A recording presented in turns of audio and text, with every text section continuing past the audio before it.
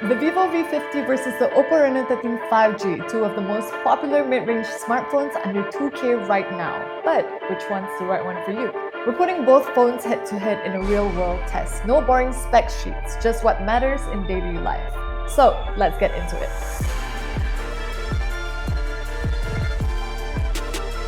So a phone screen can make or break the experience. Let's talk about the display and design.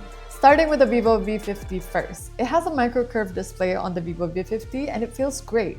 Smoother scrolling, more immersive visuals, and a slightly larger screen. Great for watching content. It has an IP68 and IP69 rating for dust and resistance for that extra durability. OPPO's design is all about sleekness. The flat AMOLED display is sharp and the Reno13 is lighter and thinner. The compactness feels great in the hand. Reno13 also passes IP68 and IP69 tests for splash, water, and dust resistance. So it's more about which one you prefer. When you look at both phones, they have very different looks. The OPPO Reno13 has a modern new age smartphone look, while the vivo V50 has its traditional V-series standout look. Both of these phones are designed especially for mobile photography, but they take different approaches.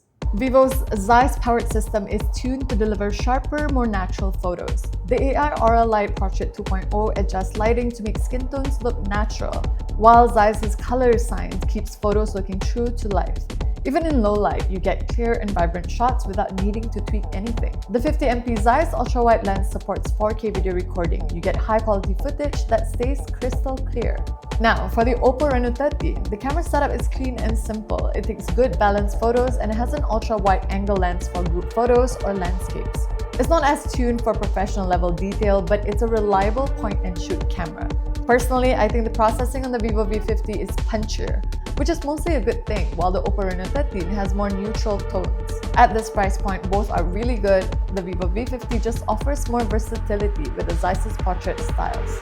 How do they perform? A good phone should be smooth, fast, and responsive. Let's talk about real-world performance. Vivo V50 runs on Qualcomm Snapdragon 7 Gen 3 with 12 gigs of RAM, which isn't just fast, it's optimized for better power efficiency.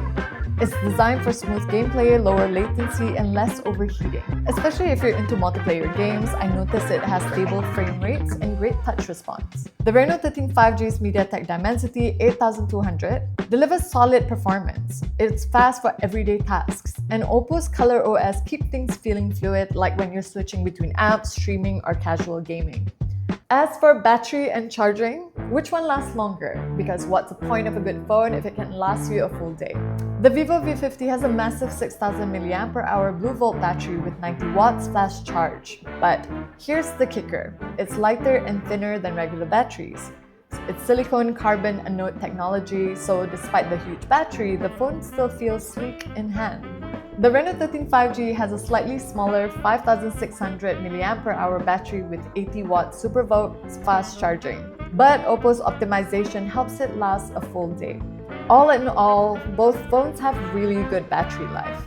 We've covered pretty much everything that you need to know right off the bat when you're purchasing a new device.